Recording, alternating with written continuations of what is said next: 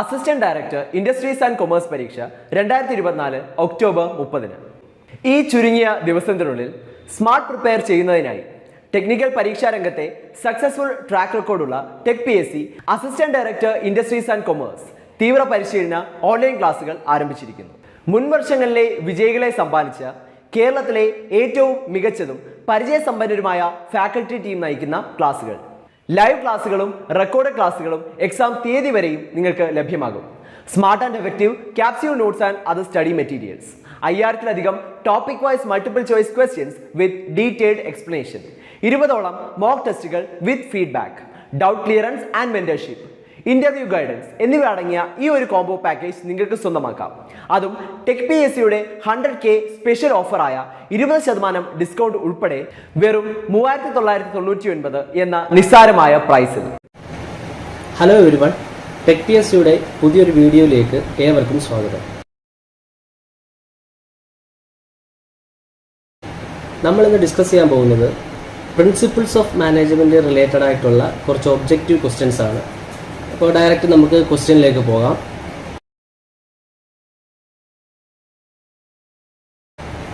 First question, authority is of dash types.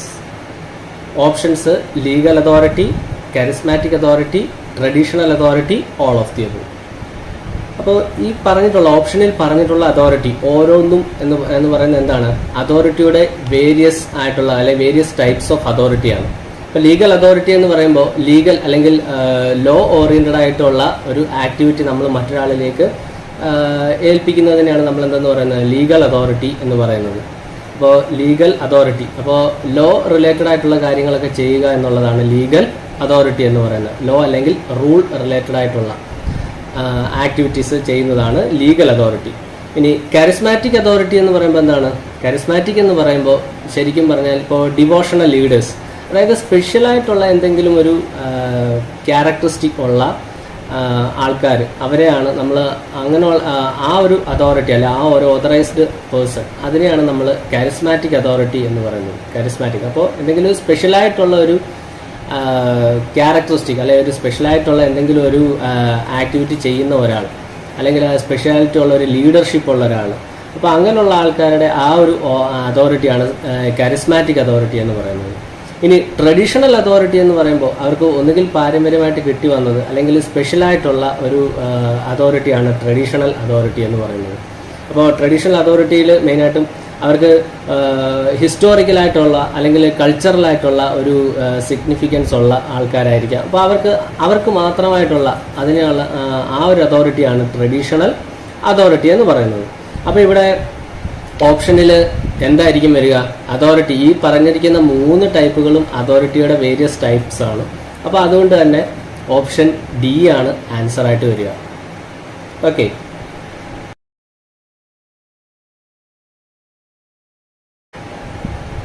Second question, Fayol attempted to develop. അപ്പോൾ Henri Fayol എന്ന് പറഞ്ഞ scientist, അദ്ദേഹം മാനേജ്മെൻറ്റിന് ഒരുപാട് contributions ചെയ്തിട്ടുണ്ട്. അപ്പോൾ അദ്ദേഹത്തിൻ്റെ ഏറ്റവും ഇമ്പോർട്ടൻ്റ് ആയിട്ടുള്ള കോൺട്രിബ്യൂഷൻ എന്ന് പറയുന്നത് എന്താണ്? അദ്ദേഹം 14 പ്രിൻസിപ്പിൾസ് ഓഫ് മാനേജ്മെൻറ്റ് കോൺട്രിബ്യൂട്ട് ചെയ്തു, അല്ലെങ്കിൽ 14 പ്രിൻസിപ്പിൾസ് ഓഫ് മാനേജ്മെൻറ്റ് എസ്റ്റാബ്ലിഷ് ചെയ്ത ആളാണ് ഹെൻറി ഫയോൾ. അപ്പോൾ ഈ പ്രിൻസിപ്പിൾസ് എസ്റ്റാബ്ലിഷ് ചെയ്ത ആളായതുകൊണ്ട് അദ്ദേഹത്തെ father of principles of management എന്നാണ് അദ്ദേഹത്തിനെ അറിയപ്പെടുന്നത്. അതുപോലെ തന്നെ അദ്ദേഹത്തിനെ ഫാദർ ഓഫ് മോഡേൺ മാനേജ്മെൻറ്റ് എന്നും അറിയപ്പെടുന്നു. അപ്പോൾ ഈ 2 കാര്യങ്ങൾ എന്താണ് ഈ ഹെൻറി ഫയോളിനെ ബേസ് ചെയ്തിട്ട് അറിഞ്ഞിരിക്കണം. അദ്ദേഹം ഫാദർ ഓഫ് പ്രിൻസിപ്പിൾസ് ഓഫ് മാനേജ്മെൻറ്റുമാണ്, ഫാദർ ഓഫ് മോഡേൺ മാനേജ്മെൻറ്റ്, രണ്ടും ഒന്ന് തന്നെയാണ്. അപ്പോൾ ഇതിൽ 14 പ്രിൻസിപ്പിൾസ് അദ്ദേഹം ഇംപ്ലിമെൻ്റ് ചെയ്തു. അപ്പോൾ 14 പ്രിൻസിപ്പിൾസ് ഇംപ്ലിമെൻ്റ് ചെയ്തത് ഏത് ലെവലിലാണെന്ന് ചോദിച്ചാൽ ഏത് ലെവലിലാണ്? അദ്ദേഹം ടോപ്പ് മാനേജ്മെൻറ്റ് ലെവലിലാണ്. അപ്പോൾ ടോപ്പ് മാനേജ്മെൻറ്റ് ലെവലിൽ ഉള്ള ആൾക്കാർ ഫോളോ ചെയ്യേണ്ട അല്ലെങ്കിൽ അവർ എഫക്റ്റീവായിട്ട് മാനേജ്മെൻറ്റ് ആക്ടിവിറ്റി നടപ്പാക്കണമെന്നുണ്ടെങ്കിൽ ഫോളോ ചെയ്യേണ്ട പ്രിൻസിപ്പിൾസ് എന്തൊക്കെയാണ്? അതാണ് 14 പ്രിൻസിപ്പിൾസിൽ അദ്ദേഹം പറഞ്ഞിട്ടുള്ളത്. അപ്പോൾ ഈ 14 പ്രിൻസിപ്പിൾസും എസ്റ്റാബ്ലിഷ് ചെയ്തതുകൊണ്ട് അദ്ദേഹം എല്ലാ മേഖലയിലും, അതായത് മാനേജ്മെൻറ്റിൻ്റെ എല്ലാ മേഖലയിലും എന്ത് ചെയ്തിട്ടുണ്ട്? അദ്ദേഹം ഈ പ്രിൻസിപ്പിൾസ് എസ്റ്റാബ്ലിഷ് ചെയ്തിട്ടുണ്ട്. അതായത് ഈ 14 പ്രിൻസിപ്പിൾസും എല്ലാ ഏരിയയും കവർ ചെയ്യുന്നുണ്ട്.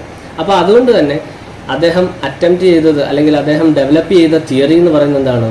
ഒരു യൂണിവേഴ്സൽ തിയറി ഓഫ് മാനേജ്മെൻ്റ് ആണ്. Universal theory of management.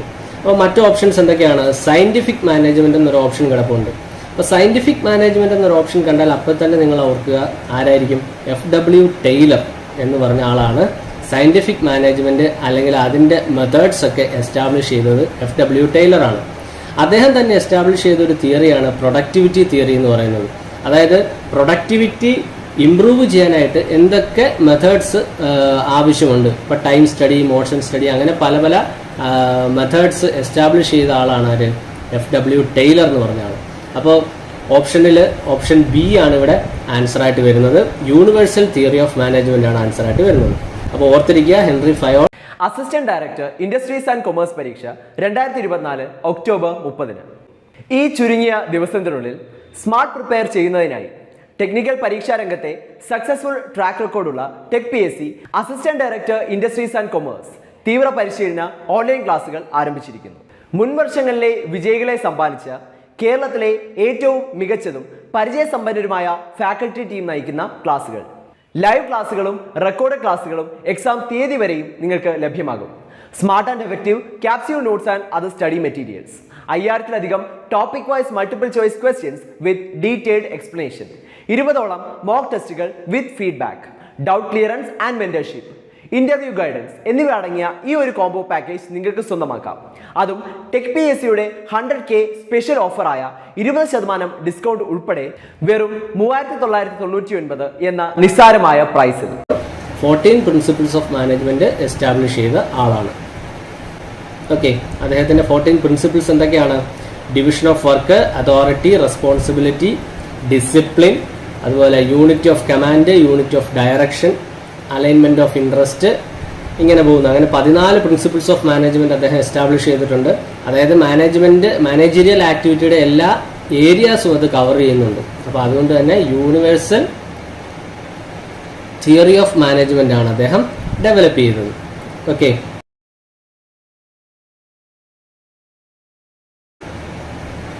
അടുത്ത ക്വസ്റ്റ്യൻ നോക്കാം. Who coined the term scientific management? Scientific management എന്ന ടേം എസ്റ്റാബ്ലിഷ് ചെയ്തത് ആരാണ്? അപ്പോൾ ഓപ്ഷൻസിൽ എൽട്ടൺ മയോ, Henry Fayol, FW Taylor, Rensis Likert, ഇങ്ങനെ 4 ഓപ്ഷൻസ് കൊടുത്തിട്ടുണ്ട്. അപ്പോൾ ഞാൻ ഓൾറെഡി പറഞ്ഞു, ഫാദർ ഓഫ് സയന്റിഫിക് മാനേജ്മെന്റ് എന്ന് ചോദിച്ചാൽ അതാരാണ്? FW ടൈലർ ആണ്.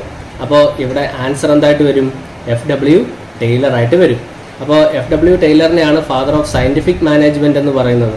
അദ്ദേഹം 6 പ്രിൻസിപ്പിൾസ് ഓഫ് മാനേജ്മെന്റ്, അതായത് അദ്ദേഹത്തിന്റെ റൂള് പ്രകാരം അല്ലെ അദ്ദേഹം എസ്റ്റാബ്ലിഷ് ചെയ്ത ആ ഒരു തിയറി പ്രകാരം അതിൽ 6 പ്രിൻസിപ്പിൾസ് ആണ് ഉള്ളത്. അതിൽ വളരെ ഇമ്പോർട്ടൻ്റ് ആയിട്ടുള്ളതാണ് ടൈം സ്റ്റഡി, മോഷൻ സ്റ്റഡി എന്നൊക്കെ പറയുന്നത്. അതുപോലെ സ്റ്റാൻഡർഡൈസേഷൻ എന്നൊക്കെ പറയുന്നത് അദ്ദേഹത്തിന്റെ വളരെ ഫേമസ് ആയിട്ടുള്ള തിയറികളിൽ ഒരെണ്ണമാണ് ഈ പറഞ്ഞ തിയറികൾ എന്ന് പറയുന്നത്. അതുപോലെ തന്നെ സൂപ്പർവിഷൻ, അതൊക്കെ അദ്ദേഹം എസ്റ്റാബ്ലിഷ് ചെയ്ത തിയറിയുടെ പാർട്ടാണ്. ഇനി FW ടൈലർ എസ്റ്റാബ്ലിഷ് ചെയ്ത അല്ലെങ്കിൽ അദ്ദേഹം സ്റ്റഡി ചെയ്തത് ഏത് ലെവലിലാണ്? മിഡിൽ ലെവൽ മാനേജ്മെന്റ് ആണ്. മിഡിൽ ലെവൽ മാനേജ്മെന്റ് അല്ലെങ്കിൽ ബോട്ടം മാനേജ്മെന്റ്. അപ്പോൾ ടോപ്പ് ലെവൽ മാനേജ്മെന്റിൽ സ്റ്റഡീസ് കണ്ടക്ട് ചെയ്തത് ഹെൻറി ഫയോൾ ആണ്. അദ്ദേഹം ആ 14 പ്രിൻസിപ്പിൾസ് അവിടെ എസ്റ്റാബ്ലിഷ് ചെയ്തു. ഇനി FW ടൈലർ എസ്റ്റാബ്ലിഷ് ചെയ്ത് എവിടെയാണ് അല്ലെങ്കിൽ ഏത് ലെവൽ ഓഫ് മാനേജ്മെന്റിലാണ്? Middle level management and bottom level management, അല്ലെങ്കിൽ ഓപ്പറേഷണൽ ലെവൽ എന്ന് പറയും. അപ്പോൾ ഓപ്പറേഷണൽ ലെവലിലാണ് എന്ത് ചെയ്തത്? FW ടൈലർ തിയറി എസ്റ്റാബ്ലിഷ് ചെയ്തത്. ഓക്കെ, അപ്പോൾ ഇത്രയും കാര്യങ്ങൾ FW ടൈലറിനെ റിലേറ്റ് ചെയ്ത് നമ്മൾ അറിഞ്ഞിരിക്കണം. അദ്ദേഹത്തിനെ ഫാദർ ഓഫ് സയന്റിഫിക് മാനേജ്മെന്റ് എന്നറിയപ്പെടുന്നു എന്നൊക്കെയുള്ള കാര്യങ്ങൾ അറിഞ്ഞിരിക്കുക. ഓക്കെ, അടുത്ത question. FW Taylor's important writing includes options shop management, principles of scientific management, both A and B, none of the above. അപ്പോൾ എന്താണ് ഷോപ്പ് മാനേജ്മെന്റ്? ഷോപ്പ് മാനേജ്മെന്റ് എന്ന് പറയുമ്പോൾ നമ്മൾ ആ ഒരു ഫാക്ടറി ത്രൂ ഔട്ട്, ആ ഒരു ഇൻഡസ്ട്രിയിൽ ത്രൂ ഔട്ട് ഫോളോ ചെയ്യുന്ന ആ ഒരു മാനേജ്മെന്റ് അല്ലെങ്കിൽ ആ മാനേജറിയൽ ആക്ടിവിറ്റിയാണ് നമ്മൾ ഷോപ്പ് മാനേജ്മെന്റ് എന്നതുകൊണ്ട് ഉദ്ദേശിച്ചിരിക്കുന്നത്. ഇനി പ്രിൻസിപ്പിൾ ഓഫ് സയന്റിഫിക് മാനേജ്മെന്റ് എന്ന് പറയുമ്പോൾ ഈ സയന്റിഫിക് മാനേജ്മെന്റ് എന്ന് പറയുമ്പോൾ അതിൽ സയന്റിഫിക് മെത്തേഡ്സ് എസ്റ്റാബ്ലിഷ് ചെയ്തിട്ട് മാനേജറിയൽ ആക്ടിവിറ്റി കണ്ടക്ട് ചെയ്യുന്നതാണ് എന്ത്? സയന്റിഫിക് മാനേജ്മെന്റ് എന്ന് പറയുന്നത്. അപ്പോൾ അതും എസ്റ്റാബ്ലിഷ് ചെയ്ത ആരാണ്? FW ടൈലർ ആണ്. അപ്പോൾ ഇവിടെ ഓപ്ഷൻ സി ആണ് ആൻസർ ആയിട്ട് വരുന്നത്. ബോത്ത് എ ആൻഡ് ബി ആണ് ഇവിടെ ആൻസർ ആയിട്ട് വരുന്നത്. ഇനി അദ്ദേഹത്തിൻ്റെ തിയറി ബേസ് ചെയ്തിട്ടാണ് എന്ത് ഈ പറഞ്ഞ പോലെ വേജസ് ആൻഡ് പേയ്മെൻറ്റ്. ഇപ്പോൾ അദ്ദേഹത്തിൻ്റെ വളരെ ഇമ്പോർട്ടൻ്റ് ആയിട്ടുള്ളൊരു കോൺട്രിബ്യൂഷനിലാണ് ഡിഫറൻഷ്യൽ പീസ് റേറ്റ് സിസ്റ്റം എന്ന് പറയുന്ന ഒരു വേജ് പ്ലാൻ അദ്ദേഹം എസ്റ്റാബ്ലിഷ് ചെയ്തിട്ടുണ്ട്. അതുപോലെ തന്നെ അദ്ദേഹം ഒരു ഓർഗനൈസേഷൻ സ്ട്രക്ചർ എസ്റ്റാബ്ലിഷ് ചെയ്തിട്ടുണ്ട്. അതിൻ്റെ പേരാണ് ഫങ്ഷണൽ ഓർഗനൈസേഷൻ. അപ്പോൾ അങ്ങനെ ഒരുപാട് കോൺട്രിബ്യൂഷൻസ് കൊടുത്തിട്ടുള്ള ഒരാളാണ് ആര്? FW ടൈലർ എന്ന് പറയുന്നത്. ഓക്കെ, അപ്പോൾ ഇവിടുത്തെ ആൻസർ ഏതാണ്? ഓപ്ഷൻ സി ആണ് answer. Both A and B ആണ് ആൻസർ.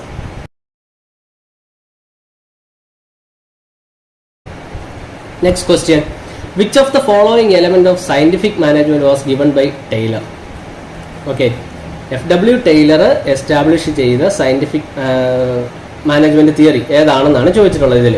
അപ്പോൾ ടൈം ആൻഡ് മോഷൻ സ്റ്റഡി ഓപ്ഷനിലുണ്ട്, ഫങ്ഷണൽ ഫോർമാൻഷിപ്പ് ഉണ്ട്, സ്റ്റാൻഡർഡൈസേഷൻ ഉണ്ട്, ഓൾ ഓഫ് ദീസ് ഉണ്ട്.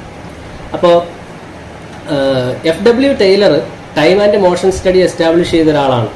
ഓക്കെ, ഫങ്ഷണൽ ഫോർമാൻഷിപ്പ് എന്ന് പറഞ്ഞു കഴിഞ്ഞാൽ എന്താണ്? സൂപ്പർവിഷനാണ്. അപ്പോൾ അതും എസ്റ്റാബ്ലിഷ് ചെയ്ത ആരാണ്?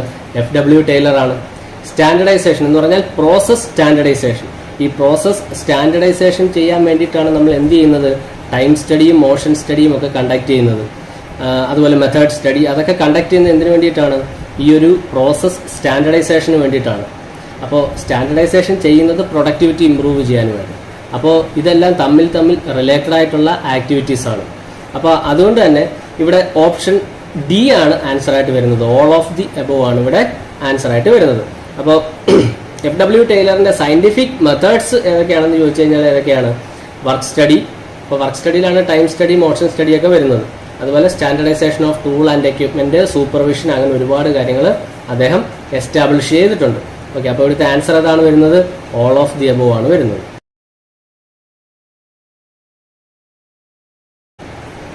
Next question, which of the following principles of management was not given by Fayol? Henri Fayol contribute ചെയ്യാത്തത് ഏതാണെന്നാണ് ചോദിച്ചിട്ടുള്ളത്.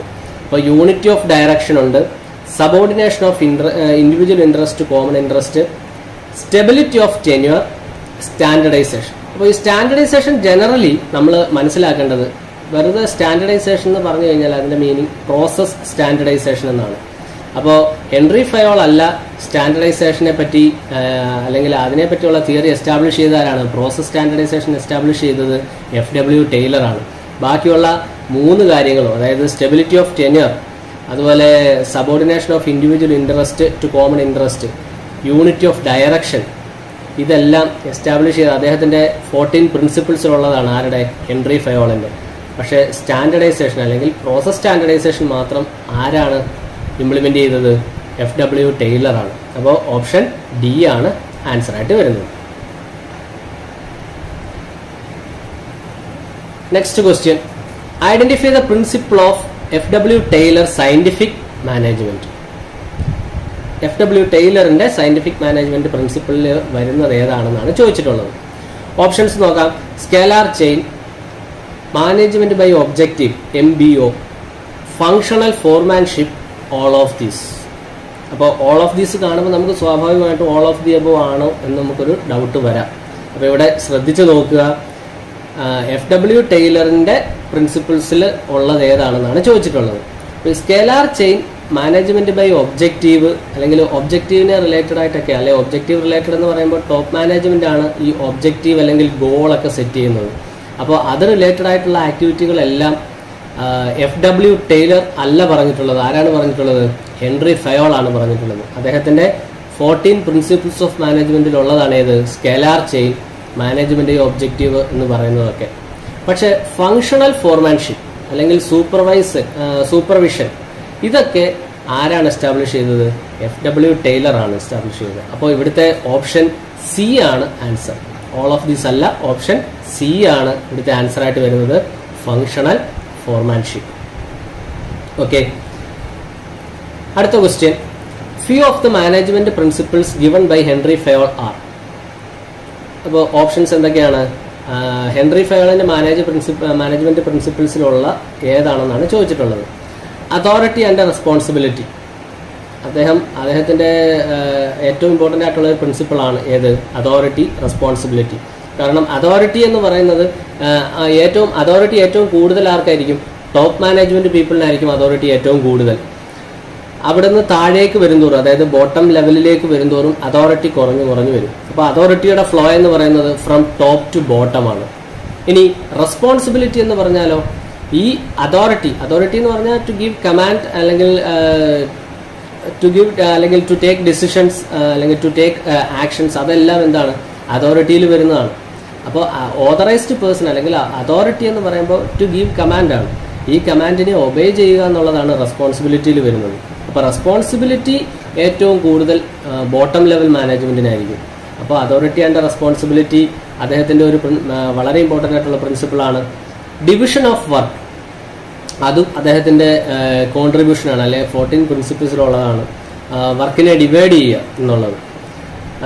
അപ്പോൾ ഈ വർക്കിനെ ഡിവൈഡ് ചെയ്യുന്നത് വഴി നമുക്കവിടെ എന്താണ് ഈസി ആയിട്ട് ഒരു ഡിഫിക്കൽട്ടായിട്ടുള്ള അല്ലെങ്കിൽ ഒരു കോംപ്ലക്സ് ആയിട്ടുള്ള ഒരു ടാസ്കിനെ നമുക്ക് എന്ത് ചെയ്യാം? ഇങ്ങനെ സ്പ്ലിറ്റ് ചെയ്യുന്നത് വഴി നമുക്ക് എന്ത് ചെയ്യാം? വളരെ ഈസി ആയിട്ട് കംപ്ലീറ്റ് ചെയ്യാനായിട്ട് സാധിക്കും. അപ്പോൾ ഡിവിഷൻ ഓഫ് വർക്ക് അദ്ദേഹത്തിൻ്റെ വളരെ ഇമ്പോർട്ടൻ്റ് ആയിട്ടുള്ള ഒരു പ്രിൻസിപ്പിളാണ്.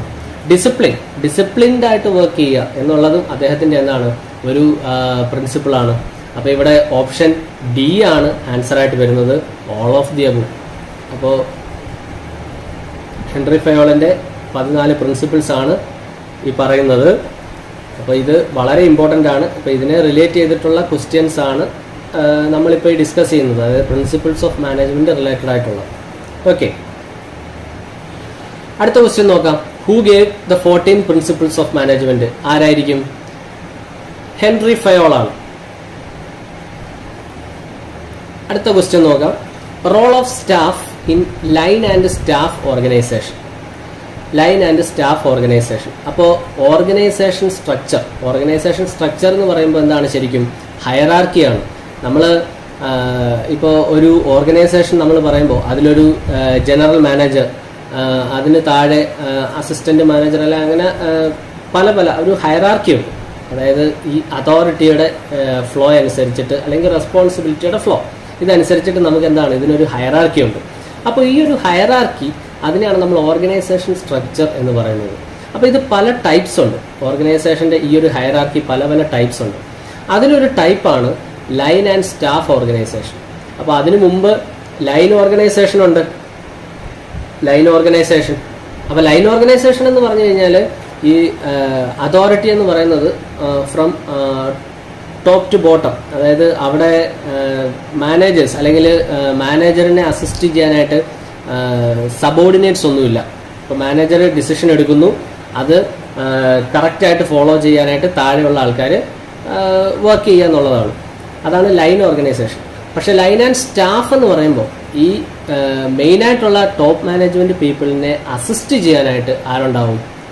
സബോർഡിനേറ്റ്സ് ഉണ്ടാവും. അപ്പോൾ ഫോർ എക്സാമ്പിൾ, ഇപ്പോൾ ജനറൽ മാനേജറിനെ അസിസ്റ്റ് ചെയ്യാനായിട്ട് അല്ലെങ്കിൽ അദ്ദേഹത്തിനെ അഡ്വൈസ് ചെയ്യാനായിട്ട് ആരുണ്ടാവും? ഒരു അസിസ്റ്റന്റ് ജനറൽ മാനേജർ ഉണ്ടാവും. അപ്പോൾ ഈ അസിസ്റ്റന്റ് അല്ലെങ്കിൽ ഈ പറഞ്ഞതുപോലെ അദ്ദേഹത്തിനെ അസിസ്റ്റ് ചെയ്യാനായിട്ടുള്ള ആൾക്കാർ, അവരുടെ ഫംഗ്ഷൻ എന്ന് പറഞ്ഞാൽ എന്താണ്? അഡ്വൈസറി ആക്ടിവിറ്റീസ് ചെയ്യുക, അല്ലെങ്കിൽ അവർക്ക് വേണ്ട പ്രോപ്പർ അഡ്വൈസ് കൊടുക്കുക, അല്ലെങ്കിൽ ഇപ്പോൾ സജഷൻസ് ഒക്കെ എസ്റ്റാബ്ലിഷ് ചെയ്യുക. അതൊക്കെയാണ് ഈ സ്റ്റാഫിൻ്റെ ഫംഗ്ഷൻ എന്ന് പറയുന്നത്. അപ്പോൾ ഇവിടെ role of staff in line and staff organization ആണ് ചോദിച്ചിട്ടുള്ളത്. അപ്പോൾ ലൈൻ ആൻഡ് സ്റ്റാഫ് ഓർഗനൈസേഷൻ്റെ മെയിനായിട്ടുള്ള റോൾ എന്ന് പറയുന്നത് എന്താണ്? അഡ്വൈസറി ആക്ടിവിറ്റി ചെയ്യുക എന്നുള്ളതാണ്. മാനേജീരിയൽ അല്ല. മാനേജീരിയൽ എന്ന് പറയുമ്പോൾ ഈ മാനേജീരിയൽ ആക്ടിവിറ്റീസ് കംപ്ലീറ്റ്ലി ചെയ്യുന്നത് ആരായിരിക്കും? ആ മെയിനായിട്ടുള്ള മാനേജ്മെൻറ്റ് പേഴ്സൺ ആയിരിക്കും ചെയ്യുന്നത്. അവരെ അസിസ്റ്റ് ചെയ്യുക അല്ലെങ്കിൽ അഡ്വൈസ് ചെയ്യുക എന്നുള്ളത് മാത്രമാണ് ഈ സ്റ്റാഫിൻ്റെ ഫംഗ്ഷൻ. ഒരിക്കലും സുപ്പീരിയർ ആക്ടിവിറ്റി അല്ല. സുപ്പീരിയർ ആക്ടിവിറ്റി എന്ന് പറഞ്ഞാലും ആരാണ് ചെയ്യുന്നത്?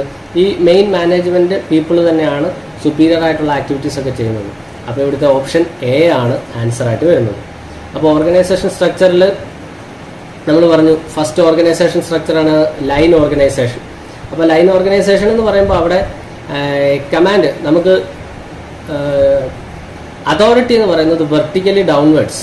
അപ്പോൾ അവിടെ ആരില്ല? ഇപ്പോൾ ഇവിടെ ഒരു CEO എന്ന് പറയുന്ന ഒരാളിനെ അസിസ്റ്റ് ചെയ്യാനായിട്ട് ആരുമില്ല. അദ്ദേഹം ഒരു ഡിസിഷൻ എടുത്താൽ അത് ഡയറക്റ്റ് മാനേജേഴ്സിന് ഡിസ്ട്രിബ്യൂട്ട് ചെയ്യുന്നു എന്നുള്ളത് മാത്രമേ ഉള്ളൂ. അതാണ് ലൈൻ ഓർഗനൈസേഷൻ. അതിൽ തന്നെ അദ്ദേഹത്തിനെ അസിസ്റ്റ് ചെയ്യാനായിട്ട് ആൾക്കാരുണ്ടെങ്കിൽ അതിനെ എന്താണ് നമ്മൾ ലൈൻ ആൻഡ് സ്റ്റാഫ് ഓർഗനൈസേഷൻ എന്ന് പറയും. പിന്നുള്ളൊരു ഓർഗനൈസേഷനാണ് ഫങ്ഷണൽ ഓർഗനൈസേഷൻ. ഫങ്ഷണൽ ഓർഗനൈസേഷൻ എന്ന് പറയുമ്പോൾ അവിടെ സ്പെഷ്യലിസ്റ്റുകൾ ഉണ്ടാവും എന്ന് പറഞ്ഞു കഴിഞ്ഞാൽ നമ്മൾ ഓരോ പ്രോസസ്സിനെയും അല്ലെങ്കിൽ ഓരോ ആക്ടിവിറ്റിയും നമ്മൾ സെപ്പറേറ്റ് ഡിപ്പാർട്ട്മെൻറ്റുകളായിട്ട് സ്പ്ലിറ്റ് ചെയ്യും. അപ്പോൾ അങ്ങനെ ചെയ്യുന്നത് വഴി ഇപ്പോൾ പ്രൊഡക്ഷൻ ചെയ്യുന്നതിന് പ്രൊഡക്ഷൻ ഡിപ്പാർട്ട്മെൻറ്റ്, അപ്പോൾ അതിനൊരു മാനേജർ ഉണ്ടാവും.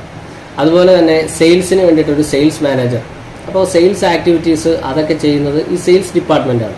പർച്ചേസ്, അപ്പോൾ അതിന് വേണ്ടിയിട്ടൊരു പർച്ചേസ് മാനേജർ ഉണ്ടാകും. അപ്പോൾ ഇങ്ങനെ ആക്ടിവിറ്റീസിനെ അല്ലെങ്കിൽ ടാസ്കുകളെ നമ്മൾ എന്ത് ചെയ്യും, വേരിയസ് ഡിപ്പാർട്ട്മെൻറ്റ്സ് ആയിട്ട് സ്പ്ലിറ്റ് ചെയ്യും. എന്നിട്ട് ഈ ഓരോ ഡിപ്പാർട്ട്മെൻറ്റിനും ഓരോ സ്പെഷ്യലിസ്റ്റുകളായിരിക്കും അതിൻ്റെ മാനേജീരിയൽ ആക്ടിവിറ്റീസ് കണ്ടക്ട് ചെയ്യുന്നത്. ദെൻ ഇവർക്ക് മുകളിലുള്ള ആളാണ് ആരെന്ന് പറയുന്നത്, ആ ഓവറോൾ ഓർഗനൈസേഷൻ്റെ മെയിൻ മാനേജർ എന്ന് പറയുന്നത്, അല്ലെങ്കിൽ ജനറൽ മാനേജർ എന്ന് പറയുന്നത്. അപ്പോൾ ഇതിനെയാണ് ഫങ്ഷണൽ ഓർഗനൈസേഷൻ എന്ന് പറയുന്നത്. അപ്പോൾ ഈ ഫങ്ഷണൽ ഓർഗനൈസേഷൻ എസ്റ്റാബ്ലിഷ് ചെയ്ത ആളാരാണ്? FW ടൈലറാണ്. അപ്പോൾ ടൈലർ ഓർഗനൈസേഷൻ എന്ന് പറയുന്നത് ഏത് തന്നെയാണ്? ഫങ്ഷണൽ ഓർഗനൈസേഷൻ തന്നെയാണ്. അപ്പോൾ ഓരോ ഫംഗ്ഷനെയും സെപ്പറേറ്റ്, അപ്പോൾ ഓരോ ഫങ്ഷണൽ മാനേജേഴ്സിനും താഴെ എന്തുണ്ടാവും? ഓരോ ഹയറാർക്കി അല്ലെങ്കിൽ ഒരു ഓർഗനൈസേഷൻ സ്ട്രക്ചർ സെപ്പറേറ്റ് ആയിട്ട് ഉണ്ടാകും. അതാണ് functional organisation. Line and staff നമ്മൾ ഓൾറെഡി പറഞ്ഞു. മാനേജിംഗ് ഡയറക്ടറിനെ അസിസ്റ്റ് ചെയ്യാനായിട്ട് ഇത്ര ആൾക്കാരുണ്ട്. ഫൈനാൻഷ്യൽ അഡ്വൈസർ ഉണ്ട്, ടെക്നിക്കൽ അഡ്വൈസർ ഉണ്ട്. അപ്പോൾ ഇവർക്കൊന്നും എന്തില്ല, മാനേജീരിയൽ ആക്ടിവിറ്റിയിൽ ഇൻഫ്ലുവൻസ് ചെയ്യാനുള്ള പവർ അവർക്കില്ല. മാനേജീരിയൽ ആക്ടിവിറ്റി അവർ ചെയ്യുന്നില്ല, സുപ്പീരിയർ ആക്ടിവിറ്റിയും ചെയ്യുന്നില്ല. മാനേജിംഗ് ഡയറക്ടറിന് ആവശ്യമായിട്ടുള്ള അഡ്വൈസ് കൊടുക്കുക, സജഷൻസ് കൊടുക്കുക എന്നുള്ളത് മാത്രമാണ് ഈ അസിസ്റ്റൻസിൻ്റെ ഒക്കെ ഫങ്ഷൻ. ഓക്കെ. പിന്നുള്ളത് പ്രൊജക്റ്റ് ഓർഗനൈസേഷനാണ്. അപ്പോൾ ഓരോ പെർട്ടിക്കുലർ പ്രോജക്റ്റ് നമ്മളൊരു ഓർഗനൈസേഷൻ, ഒരു ബിടെക് ബിരുദധാരിക്ക് ലഭിക്കുന്ന ഏറ്റവും മികച്ച ഗവൺമെന്റ് ജോബാണ് ഇൻഡസ്ട്രീസ് എക്സ്റ്റൻഷൻ ഓഫീസർ. ഈ സ്വപ്ന ജോലി സ്വന്തമാക്കുവാൻ എവിടെ പഠിക്കണം എന്ന കൺഫ്യൂഷനിലാണോ നിങ്ങൾ? കഴിഞ്ഞ IEO പരീക്ഷയിൽ ഏറ്റവും മികച്ച വിജയം, കേരളത്തിലെ തന്നെ ഏറ്റവും മികച്ച മെന്റർ, വിദഗ്ധരും പരിചയസമ്പന്നരുമായ ഫാക്കൽറ്റി ടീം എന്നീ സവിശേഷതകളോടെ ടെക് PSC IEO തീവ്ര പരിശീലന ഓൺലൈൻ ക്ലാസുകൾ ആരംഭിച്ചിരിക്കുന്നു. പരീക്ഷാ തീയതി വരെ നീണ്ടു നിൽക്കുന്ന ക്ലാസുകൾ, ലൈവ് ക്ലാസുകളും റെക്കോർഡ് ക്ലാസുകളും, smart and effective capsule notes in PDF format, 20ഓളം PSC model mock test with feedback, 5000-ലധികം topic wise multiple choice questions with detailed explanation, doubt clearance and mentorship, interview guidance എന്നീ പ്രത്യേകതകൾ അടങ്ങിയ ഈ കോഴ്സ് നിങ്ങൾക്കും സ്വന്തമാക്കാം വെറും 4499 രൂപയ്ക്ക്. സ്റ്റാർട്ട് ചെയ്ത് കഴിയുമ്പോൾ അതിനകത്ത് വേരിയസ് പ്രോജക്ട്സ് ഉണ്ട്. അപ്പോൾ വേരിയസ് പ്രോജക്ട്സിനനുസരിച്ചിട്ട് ഇതിനകത്ത് നമ്മളിതിനെ സെപ്പറേറ്റ് ഇതിനകത്ത് തന്നെ, അതായത് നമ്മുടെ ഓർഗനൈസേഷൻ സ്ട്രക്ചറിനകത്ത് തന്നെ ഓരോ പർട്ടിക്കുലർ പ്രോജക്റ്റ് റിലേറ്റഡ് ആയിട്ട് ഉണ്ടാക്കുന്ന ഓർഗനൈസേഷൻ സ്ട്രക്ചറാണ് പ്രോജക്റ്റ് ഓർഗനൈസേഷൻ എന്ന് പറയുന്നത്. ആ പ്രോജക്റ്റ് കംപ്ലീറ്റ് ചെയ്ത് കഴിയുമ്പോൾ ആ ഓർഗനൈസേഷൻ സ്ട്രക്ചർ എന്ത് ചെയ്യുന്നു, സ്പ്ലിറ്റപ്പ് ആവുകയും പഴയ ഒരു ഓർഗനൈസേഷൻ സ്ട്രക്ചറിലേക്ക് തിരിച്ചു പോവുകയും ചെയ്യും. അപ്പോൾ അതാണ് പ്രോജക്റ്റ് ഓർഗനൈസേഷൻ. അടുത്തൊരെണ്ണമാണ് മെട്രിക്സ് ഓർഗനൈസേഷൻ. മെട്രിക്സ് ഓർഗനൈസേഷൻ ഈ പറഞ്ഞതുപോലെ എന്താണ്, അവിടെയും പ്രോജക്റ്റ് ഓർഗനൈസേഷനും നമ്മളെ ഫങ്ഷണൽ ഓർഗനൈസേഷൻ്റെയും കൂടെ കോമ്പിനേഷനാണ് ഏതെന്ന് പറയുന്നത്, മെട്രിക്സ് ഓർഗനൈസേഷൻ എന്ന് പറയുന്നത്. അടുത്ത ക്വസ്റ്റ്യൻ നോക്കാം. The dash principle, which is the inherent process in organization through which authority, the antecedent coordinative principle, permeates the entire organization structure. അപ്പോൾ ഇതിൽ ഉദ്ദേശിക്കുന്നത് ഹെൻറി ഫയോളിൻ്റെ 14 പ്രിൻസിപ്പിൾസിൽ ഇമ്പോർട്ടൻ്റ് ആയിട്ടുള്ള വേറൊരു പ്രിൻസിപ്പിളാണ് സ്കേലാർ ചെയിൻ എന്ന് പറയുന്നത്. അപ്പോൾ ഈ സ്കേലാർ ചെയിൻ എന്ന് പറയുമ്പോൾ ശരിക്കും അതോറിറ്റിയുടെ ഫ്ലോ അനുസരിച്ചിട്ട് നമ്മൾ എന്ത് ചെയ്യുന്നു, മാനേജ്മെൻറ്റ് അല്ലെങ്കിൽ ഓർഗനൈസേഷനെ നമ്മൾ ആ രീതിയിൽ അറേഞ്ച് ചെയ്യുകയാണ്. അപ്പോൾ ഈ അതോറിറ്റി വളരെ ക്ലിയർ ആണെന്ന് പറഞ്ഞു കഴിഞ്ഞാൽ, ഇപ്പോൾ തൊട്ട് മുകളിലുള്ള ഇപ്പോൾ ഒരു സൂപ്പർവൈസറിന് അറിയാം എവിടുന്നാണ് ഈ മാനേജ്മെൻറ്റ് അല്ലെങ്കിൽ ടോപ്പ് മാനേജ്മെൻറ്റ് അല്ലെങ്കിൽ ജനറൽ മാനേജർ ആണ് ഏറ്റവും ഓതറൈസ്ഡ് ആയിട്ടുള്ള ആൾ. അപ്പോൾ അതോറിറ്റി ഏറ്റവും കൂടുതൽ ആൾക്കായിരിക്കും, ഏറ്റവും ടോപ്പിലുള്ള ആൾക്കായിരിക്കും. അപ്പോൾ ഫോർ എക്സാമ്പിൾ ജനറൽ മാനേജർ ആണെന്ന് വരിക. അപ്പോൾ ജനറൽ മാനേജർ ആണെങ്കിൽ ജനറൽ മാനേജറിൻ്റെ ആ ഒരു കമാൻഡ് തൊട്ട് താഴെയുള്ള പ്രോജക്റ്റ് മാനേജേഴ്സിൽ അല്ലെങ്കിൽ ഫങ്ഷണൽ മാനേജേഴ്സിലേക്ക് പോവുകയും അവരവിടെ നിന്ന് സൂപ്പർവൈസേഴ്സിന് ആ ഒരു കമാൻഡ് ഇങ്ങനെ ഡിസ്ട്രിബ്യൂട്ട് ചെയ്യുകയും ചെയ്യും. അപ്പോൾ ഈ ഒരു ഫ്ലോയാണ് അല്ലെങ്കിൽ ഈ ഒരു ഇൻഹറന്റ് പ്രോസസ്സിനെയാണ് നമ്മൾ സ്കേലാർ ചെയിൻ എന്ന് പറയുന്നത്.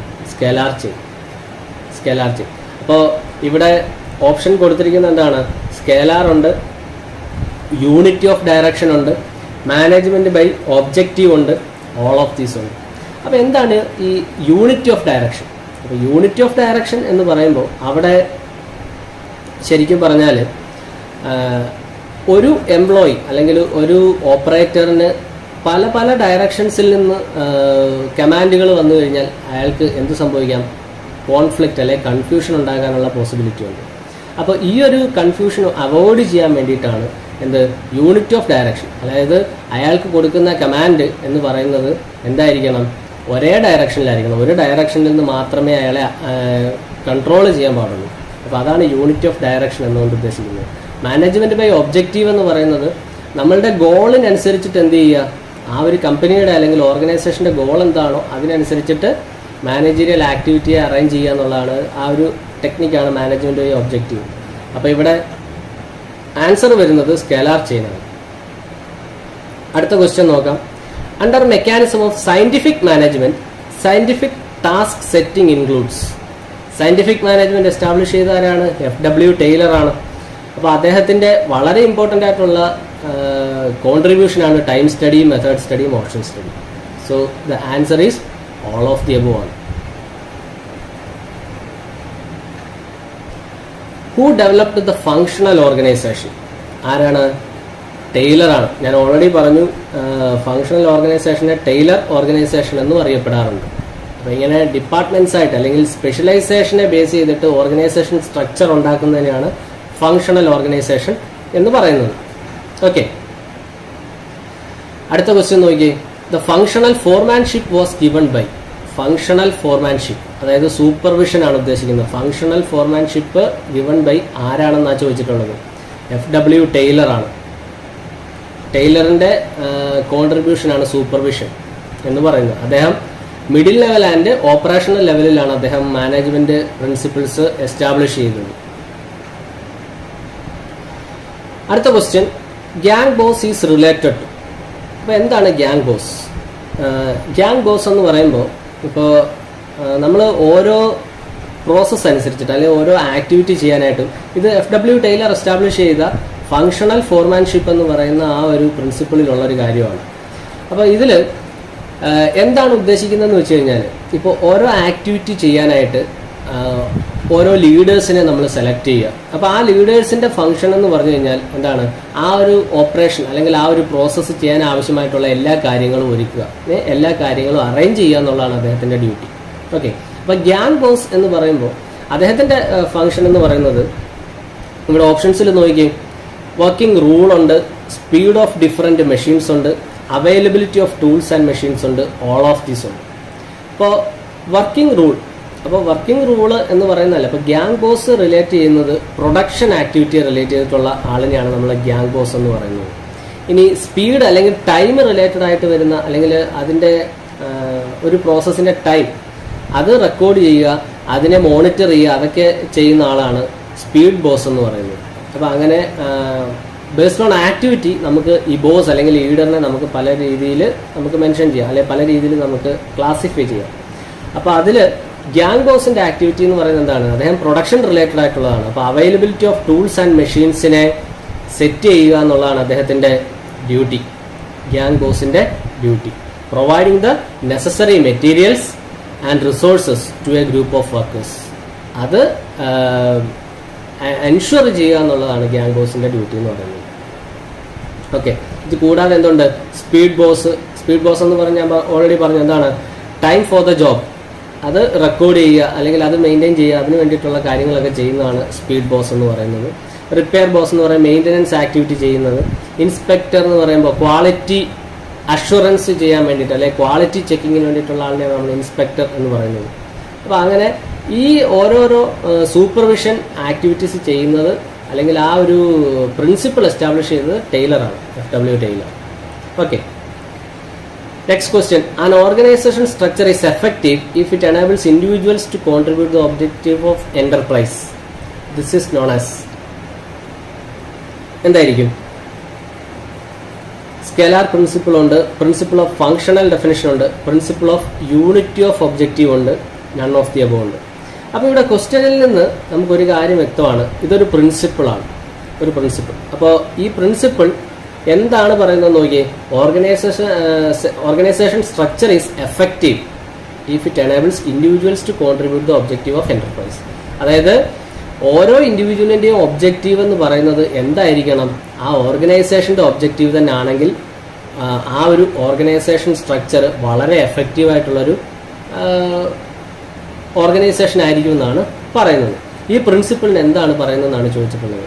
അപ്പോൾ ഹെൻറി ഫയോളിൻ്റെ 14 പ്രിൻസിപ്പിൾസ് പറയുന്ന ഒരു കാര്യമാണ് ഇത്, യൂണിറ്റി ഓഫ് ഒബ്ജക്റ്റീവ്. അപ്പോൾ ആ ഒരു പ്രിൻസിപ്പിളാണ് ഇവിടെ പറഞ്ഞത്. അപ്പോൾ അതുകൊണ്ട് ആൻസർ എന്ത് വരും? Principle of unity of objective എന്ന് പറയുന്നതാണ് ആൻസറായിട്ട് വരുന്നത്. സ്കെലാർ പ്രിൻസിപ്പിൾ വേറെയാണ്. എന്താണ്? അതോറിറ്റി ഫ്ലോ അനുസരിച്ചിട്ട് നമ്മൾ ഒരു ഹയറാർക്കി ഉണ്ടാക്കുന്നതാണ് സ്കെലാർ ചെയിൻ എന്ന് പറയുന്നത്, അല്ലെങ്കിൽ സ്കെലാർ പ്രിൻസിപ്പിൾ എന്ന് പറയുന്നത്. പ്രിൻസിപ്പിൾ ഓഫ് ഫങ്ഷണൽ ഡെഫിനിഷൻ എന്ന് പറയുമ്പോൾ ഫങ്ഷൻസ് ആയിട്ട് ഡിവൈഡ് ചെയ്യുക, ഡിവിഷൻ ഓഫ് വർക്ക്, അതാണ് വരുന്നത്. അപ്പോൾ ഇവിടെ principle of unity of objective ആണ് ആൻസറായിട്ട് വരുന്നത്. Next question, which one of the following order indicates the correct logical order of managerial function? അപ്പോൾ മാനേജ്മെൻറ്റ് എന്ന് പറയുമ്പോൾ മാനേജ്മെൻറ്റ് ചെയ്യുന്നതിന് ഒരു ഫ്ലോ ഉണ്ട്, അല്ലെന്നുണ്ടെങ്കിൽ ഒരു സ്റ്റെപ്പുണ്ട്. അപ്പോൾ അതിൻ്റെ സീക്വൻസ് എന്ന് പറയുന്നത് എന്താണെന്നാണ് ചോദിച്ചിട്ടുള്ളത്. അപ്പോൾ ഇവിടെ കുറേ ഓപ്ഷൻസ് കൊടുത്തിട്ടുണ്ട്. അപ്പോൾ അതിൽ മെയിനായിട്ട് നമ്മൾ അറിഞ്ഞിരിക്കേണ്ടത്, മാനേജ്മെൻറ്റ് എന്ന് പറയുമ്പോൾ എന്താണ്? ഫ്യൂച്ചറിലേക്കുള്ള കാര്യങ്ങൾ നമ്മൾ സെറ്റ് ചെയ്ത് വെക്കണം. അതായത് പ്രഡിക്ഷൻ നമുക്ക് വേണമല്ലോ. അതുപോലെ തന്നെ നിലവിലുള്ള കാര്യങ്ങളെ നമ്മൾ എന്താണ് പ്രോപ്പറായിട്ട് അല്ലെങ്കിൽ എഫക്റ്റീവായിട്ട് അല്ലെങ്കിൽ മാക്സിമം യൂട്ടിലൈസേഷൻ ഓഫ് റിസോഴ്സസ്, ഇതിനൊക്കെ വേണ്ടിയിട്ട് കോർഡിനേറ്റ് ചെയ്യുക എന്നുള്ളതും എന്താണ്? മാനേജീരിയൽ ആക്ടിവിറ്റിയാണ്. അപ്പോൾ ഫ്യൂച്ചറിലേക്കും ഉള്ള ആക്ടിവിറ്റീസിനെല്ലാം നമ്മൾ എന്ത് ചെയ്യുന്നുണ്ട്? ഈ മാനേജ്മെൻറ്റ് ആക്ടിവിറ്റി ചെയ്യുന്നുണ്ട്. അപ്പോൾ ഇതിൻ്റെ ഒരു ഓർഡർ എന്ന് പറയുന്നത്, ഒരു ക്രോണോളജിക്കൽ ഓർഡർ എന്ന് പറയുന്നത് നോക്കാം. ഇവിടെ ആൻസർ വരുന്നത് ഓപ്ഷൻ ബി ആണ്, ഓപ്ഷൻ ബി.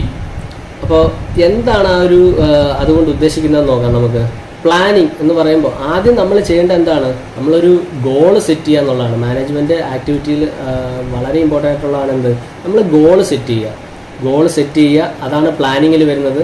എന്ത് കാര്യങ്ങൾ ചെയ്യണം എന്നൊക്കെയുള്ള കാര്യങ്ങൾ എല്ലാം സ്റ്റെപ്പ് ബൈ സ്റ്റെപ്പായിട്ട് നമ്മൾ പ്ലാൻ ചെയ്യുക, അതാണ് പ്ലാനിങ് കൊണ്ട് ഉദ്ദേശിക്കുന്നത്.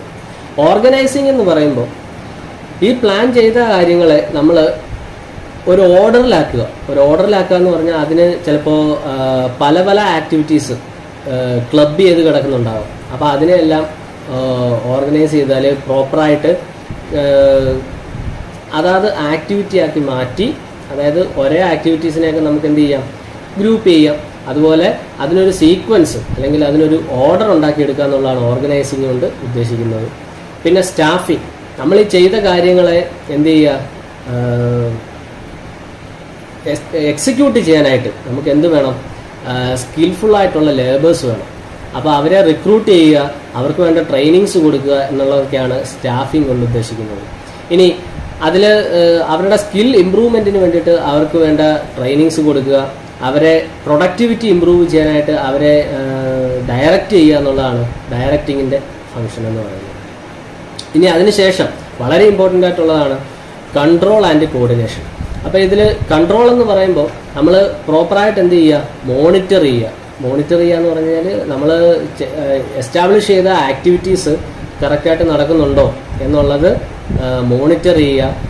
ഇനി റോങ് ആയിട്ടുള്ള എന്തെങ്കിലും കാര്യങ്ങൾ സംഭവിച്ചാൽ അതിനെ കറക്റ്റീവ് ആക്ഷൻസ് അല്ലെങ്കിൽ കറക്റ്റീവ് സ്റ്റെപ്സ് എടുക്കുക, ഇതൊക്കെയാണ് കൺട്രോളിനകത്ത് വരുന്നത്.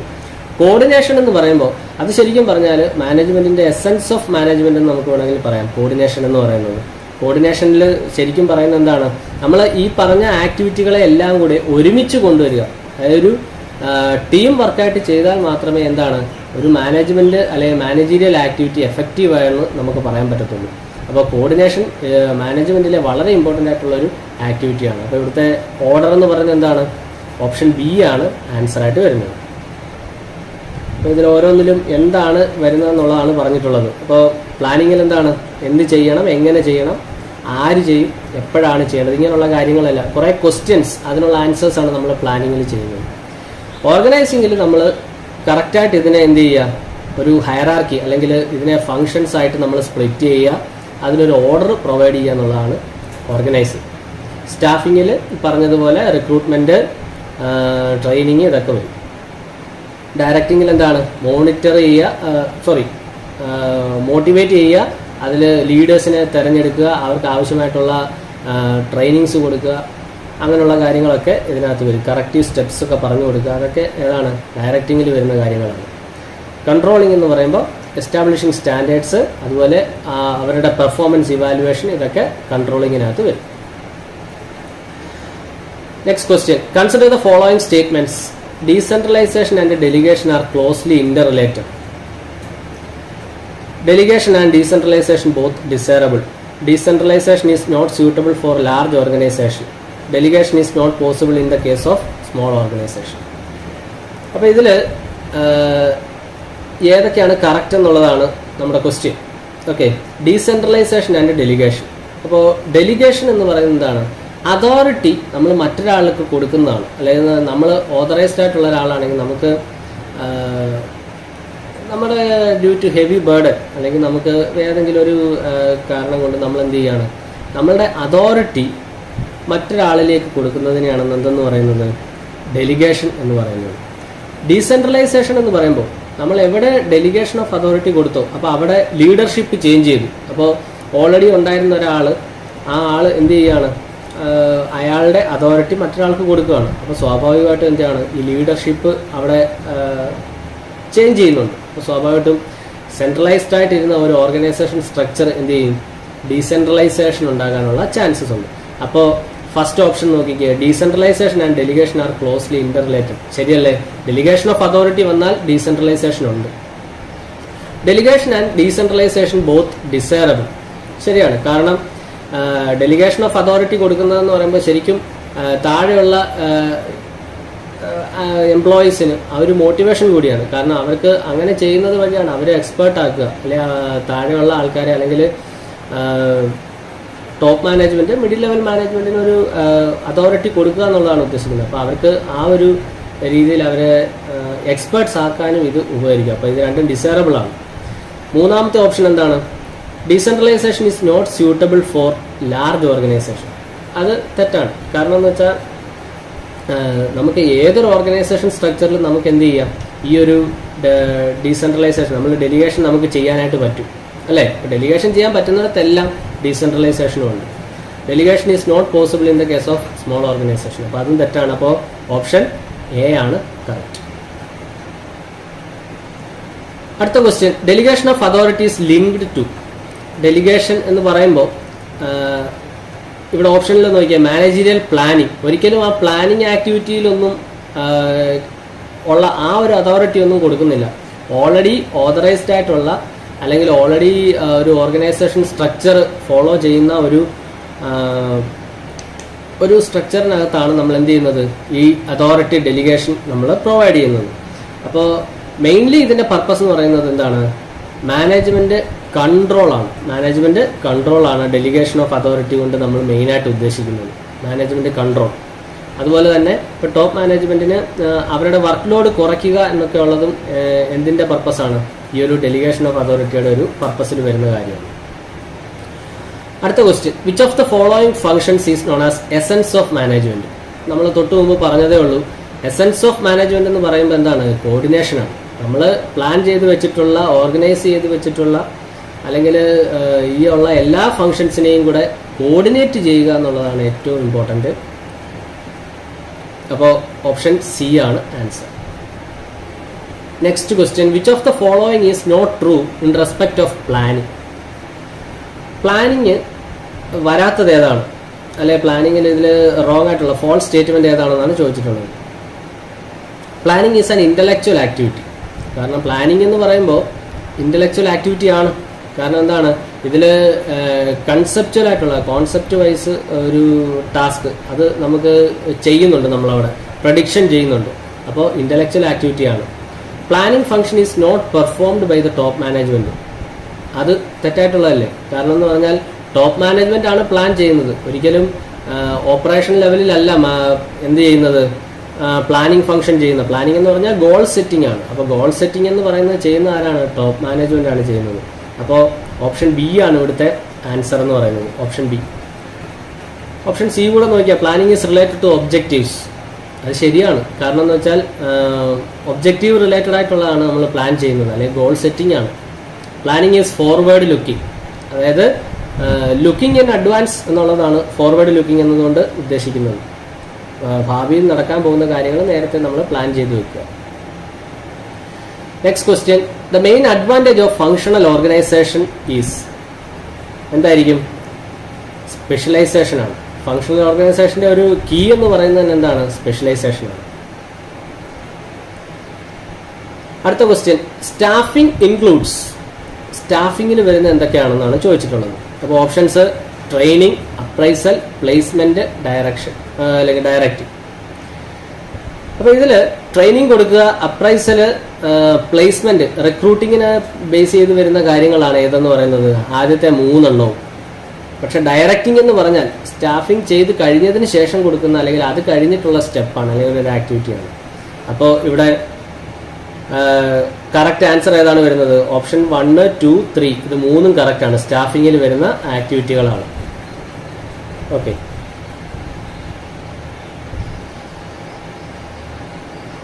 അടുത്ത question, while delegating A superior delegates. Delegation of authority എന്ന് പറയുമ്പോൾ അവിടെ അദ്ദേഹം എന്തൊക്കെയാണ് സുപ്പീരിയർ എന്തൊക്കെയാണ് അതിൽ ബോട്ടം ലെവലിലേക്ക് കൊടുക്കുന്നത്? അതോറിറ്റി മാത്രമാണോ? അതോറിറ്റിയും റെസ്പോൺസിബിലിറ്റി ആണോ? ഓപ്ഷൻ സി എന്താണ്? Authority, responsibility and accountability. Then option B. അപ്പോൾ ഇവിടെ എന്തായിരിക്കും? അവിടെ അദ്ദേഹം അതോറിറ്റി മാത്രമേ കൊടുക്കുന്നുള്ളൂ, അതോറിറ്റി മാത്രമേ കൊടുക്കുന്നുള്ളൂ, റെസ്പോൺസിബിലിറ്റി കൊടുക്കുന്നില്ല, റെസ്പോൺസിബിലിറ്റി ഡെലിഗേറ്റ് ചെയ്യുന്നില്ല. റെസ്പോൺസിബിലിറ്റി എന്ന് പറഞ്ഞാൽ റെസ്പോൺസിബിലിറ്റി കൂടുതൽ ആർക്കായിരിക്കും? ടോപ്പ് മാനേജ്മെന്റിനേക്കാൾ ബോട്ടം ലെവൽ മാനേജ്മെന്റിനാണ് അല്ലെങ്കിൽ മിഡിൽ ലെവൽ മാനേജ്മെന്റിനാണ് റെസ്പോൺസിബിലിറ്റി കൂടുതൽ, ശരിയല്ലേ? അക്കൗണ്ടബിലിറ്റി എന്ന് പറഞ്ഞു കഴിഞ്ഞാൽ ശരിക്കും പറഞ്ഞാൽ ആൻസറബിലിറ്റിയാണ്. അതായത് നമ്മൾ എന്ത് ചെയ്തു എന്ന് ടോപ്പ് മാനേജ്മെന്റിനെ റിപ്പോർട്ട് ചെയ്യുക, അതാണ് അക്കൗണ്ടബിലിറ്റി എന്ന് പറയുന്നത്. അപ്പോൾ അതൊന്നും ഡെലിഗേറ്റ് ചെയ്തിട്ടില്ല. ആകെ എന്ത് മാത്രമേ ഡെലിഗേറ്റ് ചെയ്യുന്നുള്ളൂ? അതോറിറ്റി മാത്രമേ അദ്ദേഹം ഡെലിഗേറ്റ് ചെയ്യുന്നുള്ളൂ. ഓക്കെ, അപ്പോൾ ഇത്രയും ക്വസ്റ്റ്യൻസ് ആണ് നമ്മൾ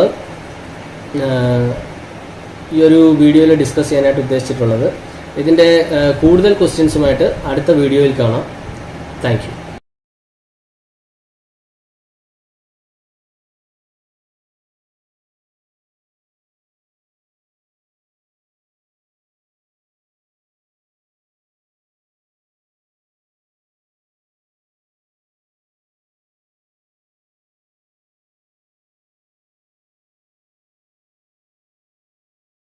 ഒരു ബിടെക് ബിരുദധാരിക്ക് ലഭിക്കുന്ന ഏറ്റവും മികച്ച ഗവൺമെന്റ് ജോബാണ് ഇൻഡസ്ട്രീസ് എക്സ്റ്റൻഷൻ ഓഫീസർ. ഈ സ്വപ്ന ജോലി സ്വന്തമാക്കുവാൻ എവിടെ പഠിക്കണം എന്ന കൺഫ്യൂഷനിലാണോ നിങ്ങൾ? കഴിഞ്ഞ IEO പരീക്ഷയിൽ ഏറ്റവും മികച്ച വിജയം, കേരളത്തിലെ തന്നെ ഏറ്റവും മികച്ച മെന്റർ, വിദഗ്ധരും പരിചയസമ്പന്നരുമായ ഫാക്കൽറ്റി ടീം എന്നീ സവിശേഷതകളോടെ ടെക് PSC IEO തീവ്ര പരിശീലന ഓൺലൈൻ ക്ലാസുകൾ ആരംഭിച്ചിരിക്കുന്നു. പരീക്ഷാ തീയതി വരെ നീണ്ടു നിൽക്കുന്ന ക്ലാസുകൾ, ലൈവ് ക്ലാസുകളും റെക്കോർഡ് ക്ലാസുകളും, smart and effective capsule notes in PDF format, 20ഓളം PSC model mock test with feedback, 5000-ലധികം topic wise multiple choice questions with detailed explanation, doubt clearance and mentorship, interview guidance എന്നീ പ്രത്യേകതകൾ അടങ്ങിയ ഈ കോഴ്സ് നിങ്ങൾക്കും സ്വന്തമാക്കാം വെറും 4499 രൂപയ്ക്ക്. ഇന്ന്